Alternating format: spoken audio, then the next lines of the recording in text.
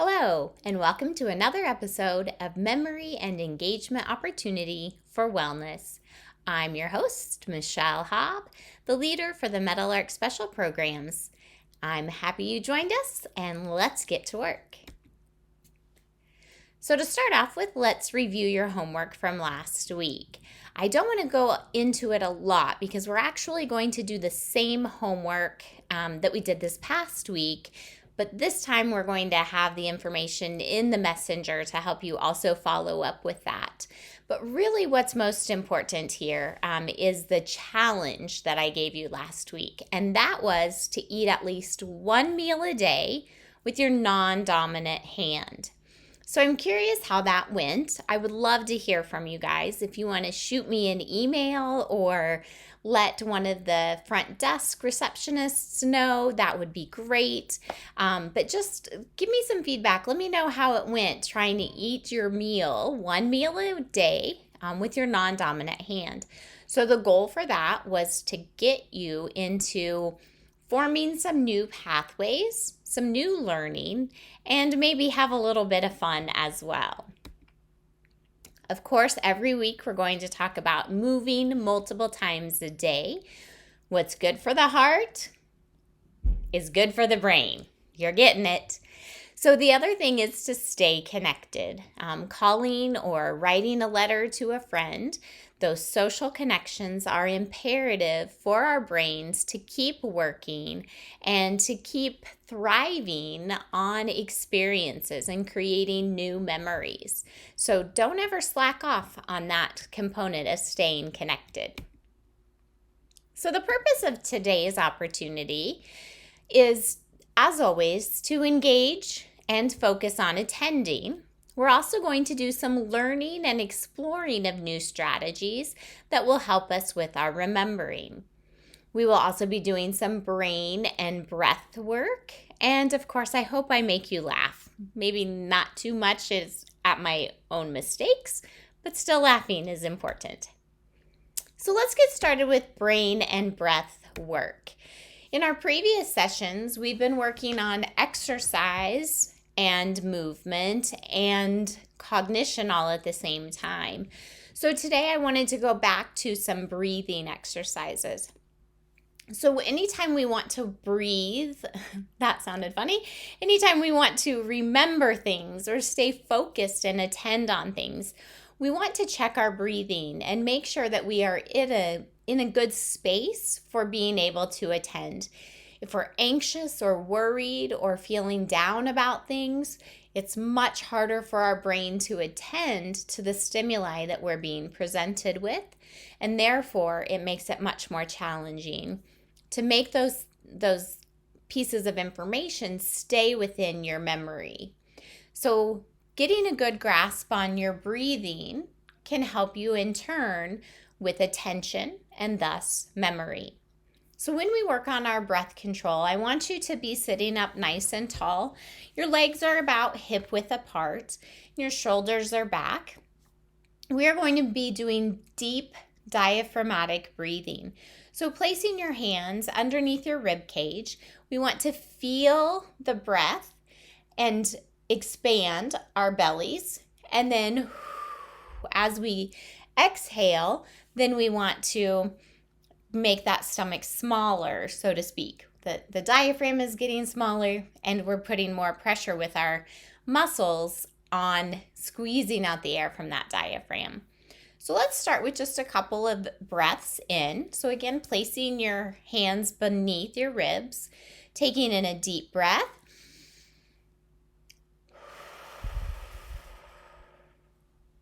Good, and we are going to work on a 3-to-3 ratio. So we're breathing in for 3 through our nose and exhaling through our lips for 3. Here we go again. Big breath in.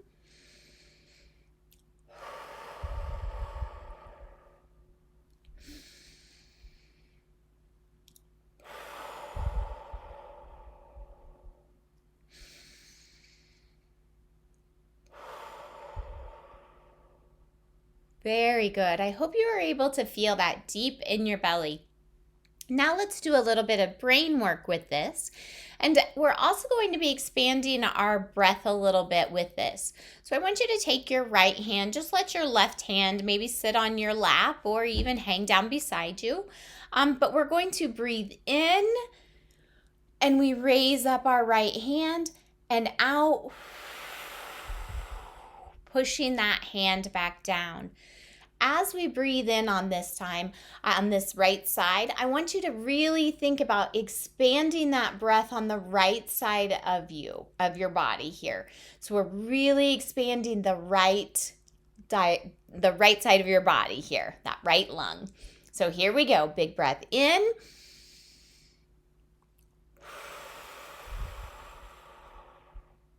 And in.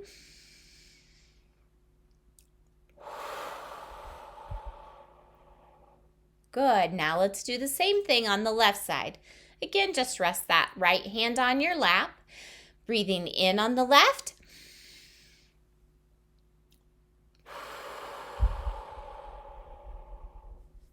And in.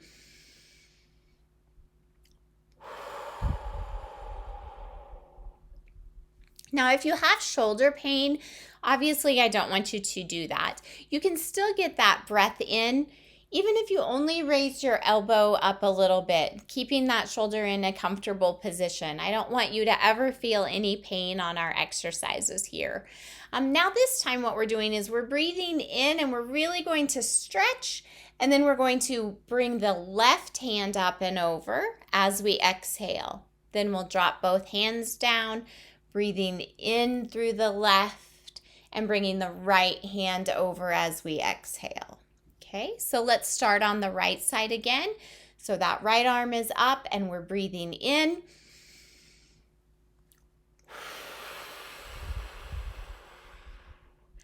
Breathing in again on the right.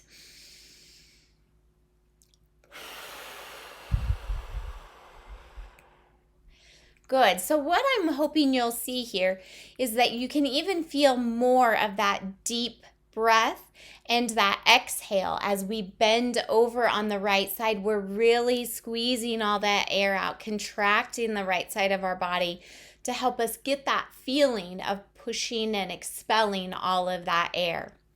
Now let's do a couple on the left so we stay even. So we're going to place our right hand on our right leg and we're breathing in through the left.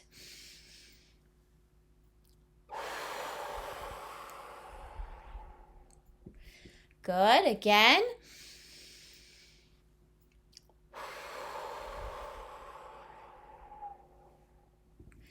Good. The other thing that this does is that we're also going across midline. So when we move across midline, it helps to connect to both sides of our body and brain together. So it's just a great way to integrate the two systems and the two sides of your body. If you think about the same concept of, like throwing a ball, if you go across your body, when you bat, you go across your body. So that bridging, that midpoint, helps to really incorporate both brain and muscle movement.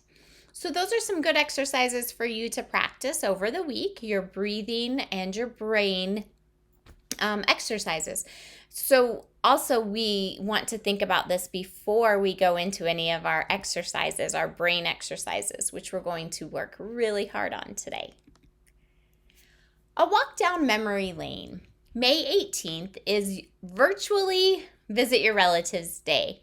I added that virtually in there because we all know that this is a really crummy time and we're not able to truly visit face to face right now. So it's a virtual Visit Your Relatives Day. What I'd like you to do for your walk down memory lane is to grab your paper or your journal and write about your fondest memories of visiting relatives. I go back to my younger years when we visited my grandma, my dad's mom and dad, and he had 10 kids in his family. So there were lots and lots of grandkids, so my age.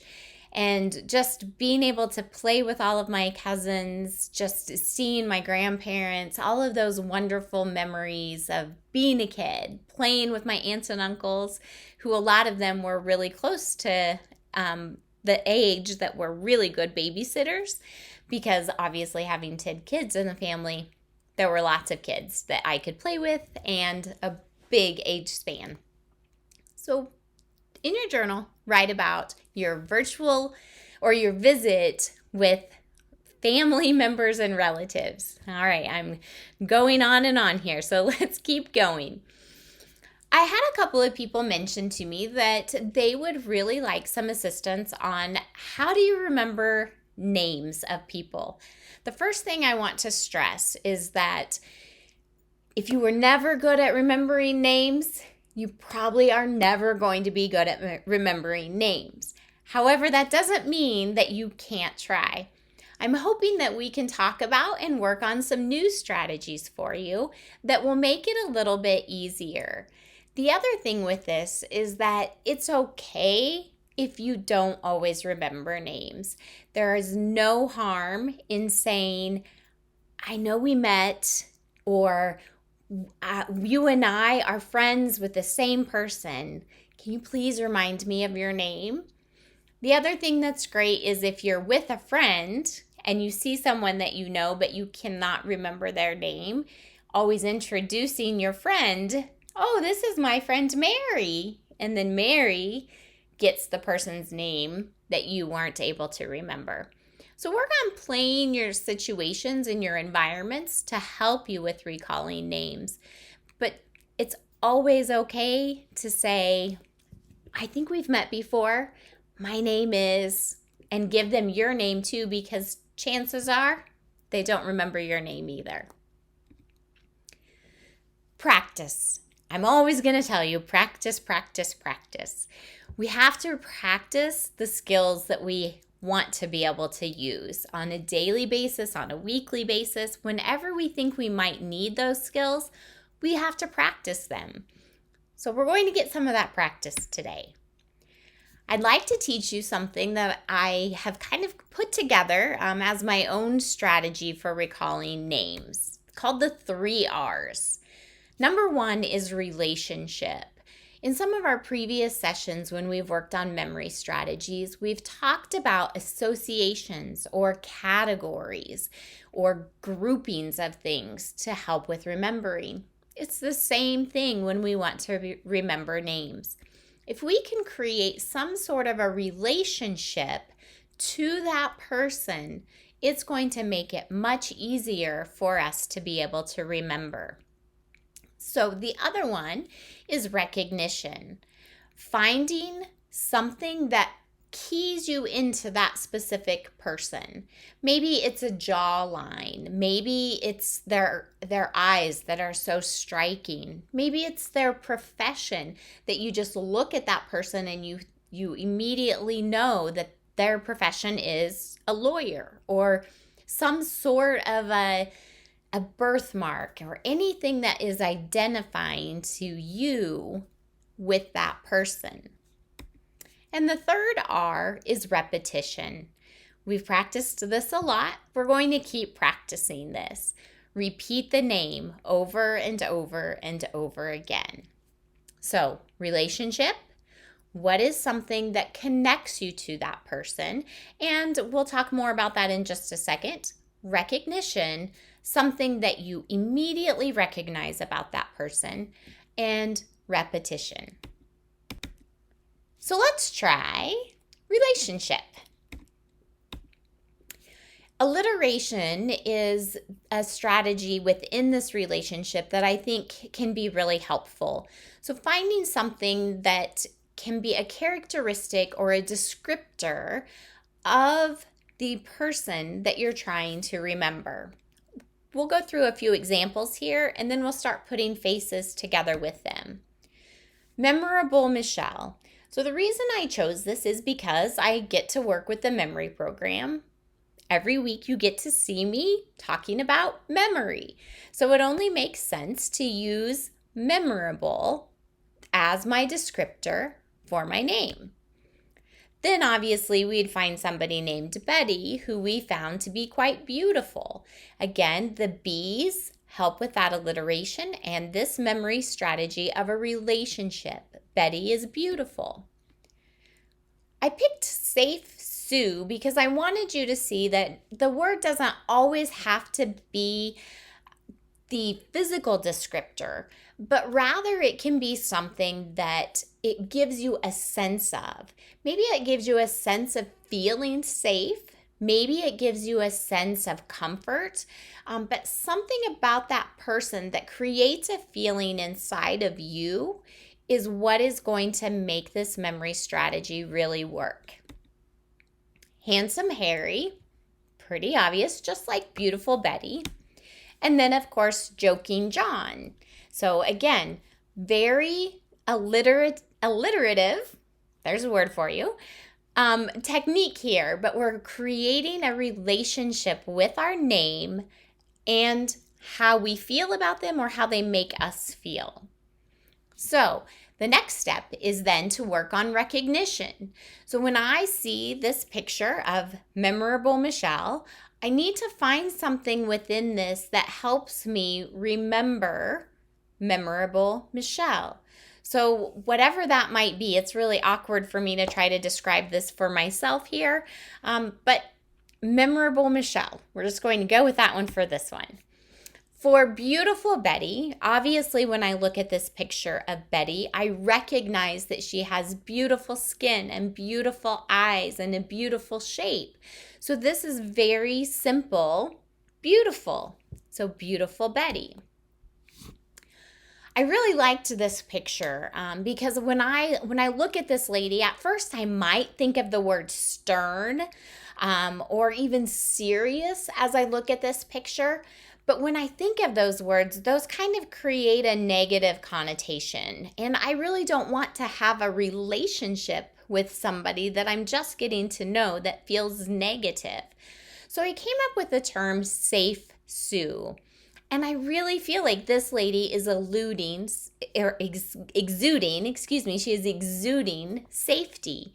She looks very orderly. She looks like she has everything in control.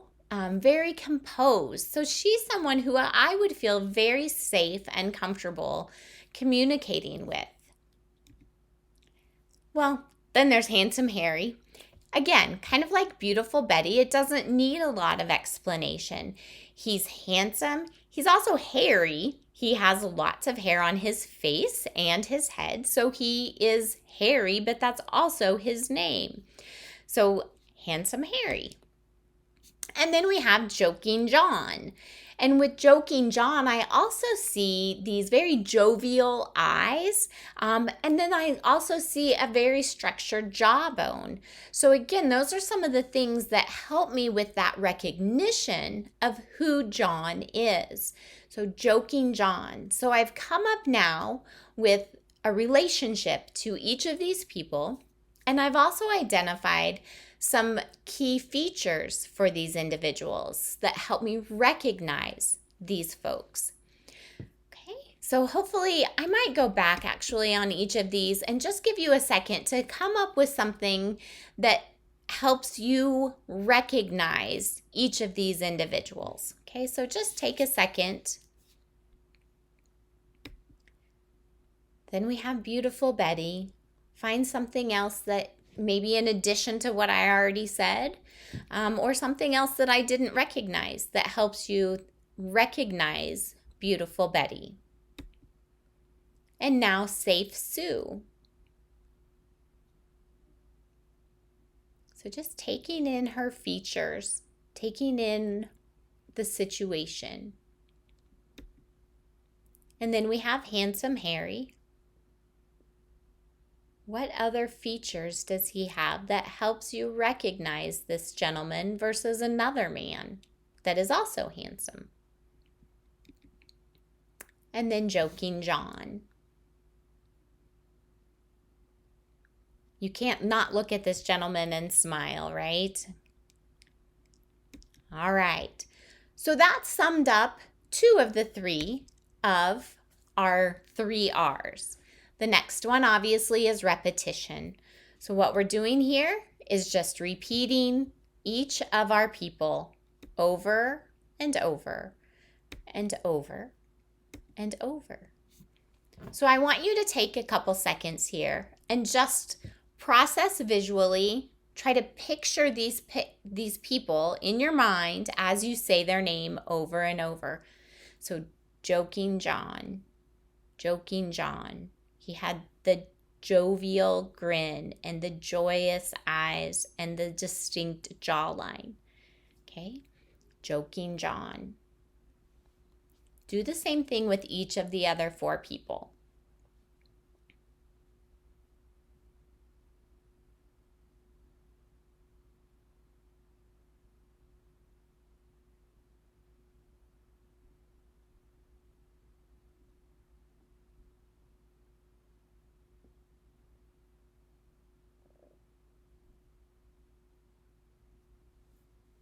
All right.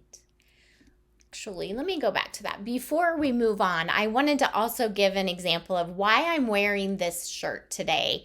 The Live Your Way. This is a great example of the relationship that you need to look for, or that symbol of recognition.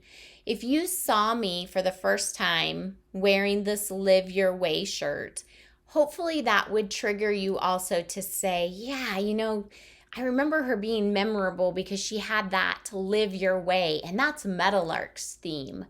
So look at people's clothing as well, and then think about how you can create that memory through either the recognition or the relationship. Okay, so now what we're doing is a distraction. So we're going to give you some time to try to remember, hold on to all of those names and the relationship that they had, but we're going to do a little distraction.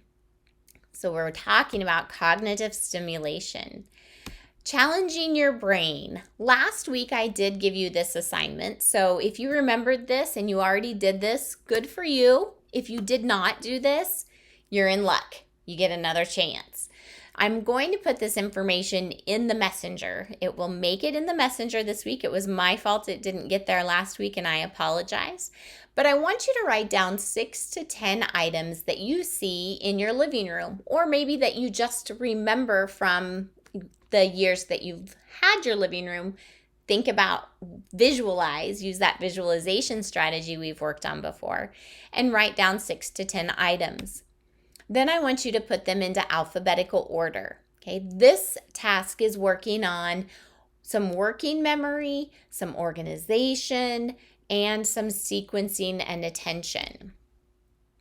Then we get to trigger the right side of our brain a little bit and do some drawing.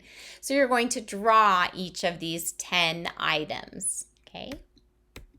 Then the next thing you're going to do is write those same words from memory. So again, just like I'm giving you a distraction now, we're kind of trying to trick the brain into forgetting what we were working on before, and then come back and see what you can remember on your own.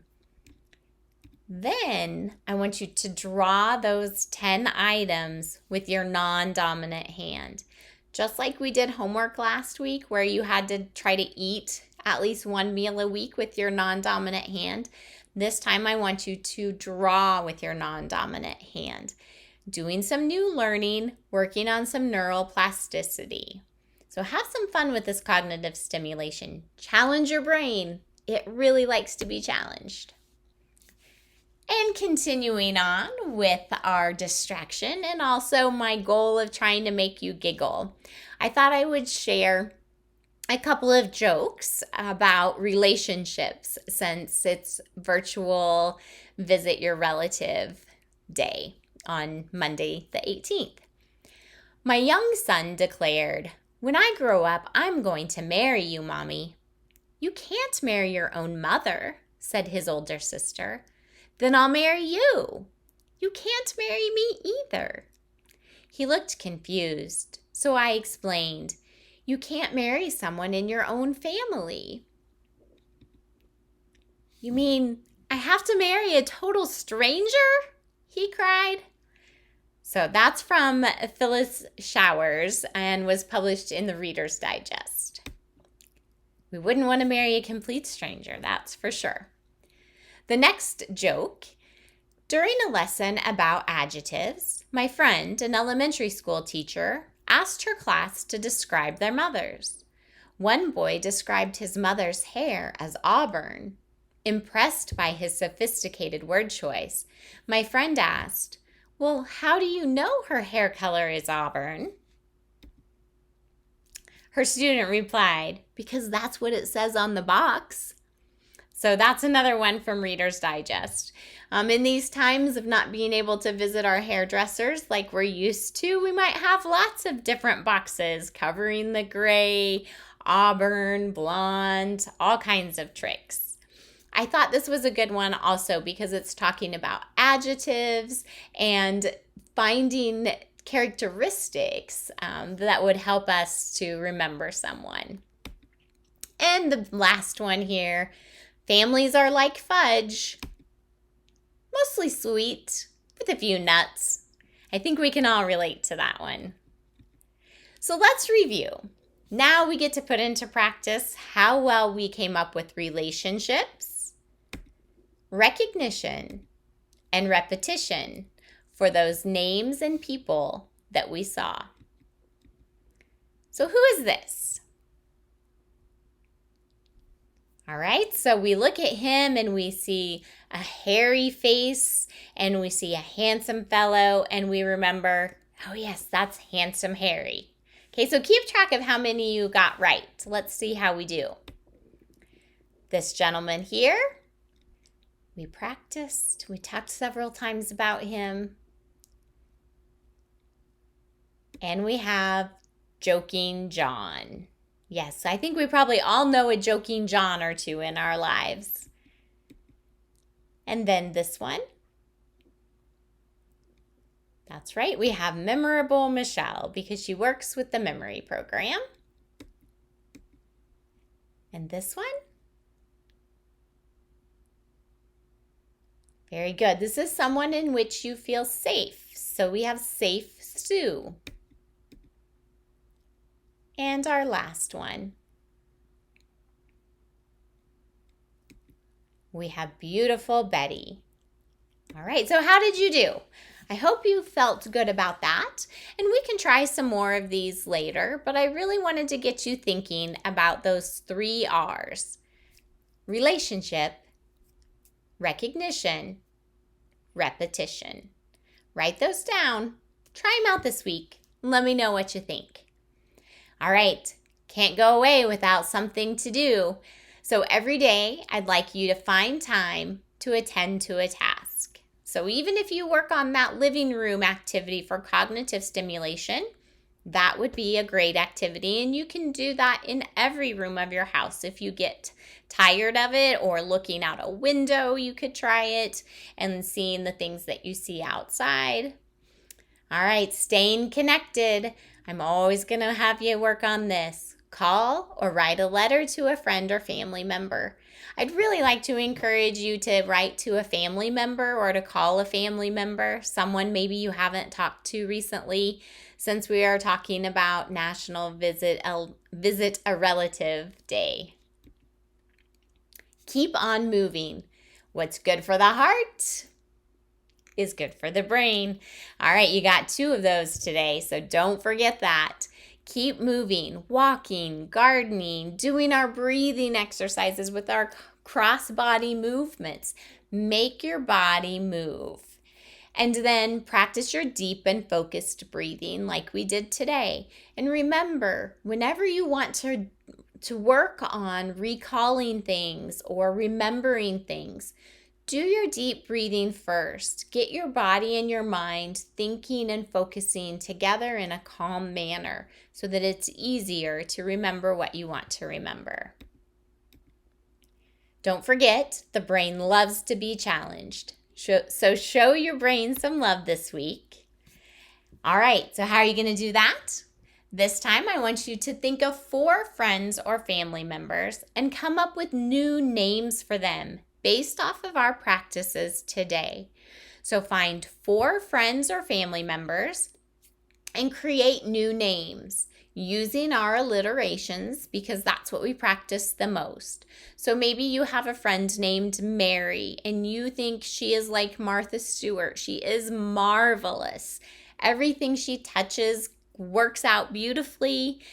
Nothing ever seems to go wrong. She is marvelous, marvelous Mary. So write them down, practice your 3 R's, and then do it every day to see how you do with our new strategy of remembering names. Until next time, practice your physical distancing, not social distancing, just physical. Stay connected with others and be well. I hope you have a wonderful week, and I'll look forward to seeing you next time. Bye.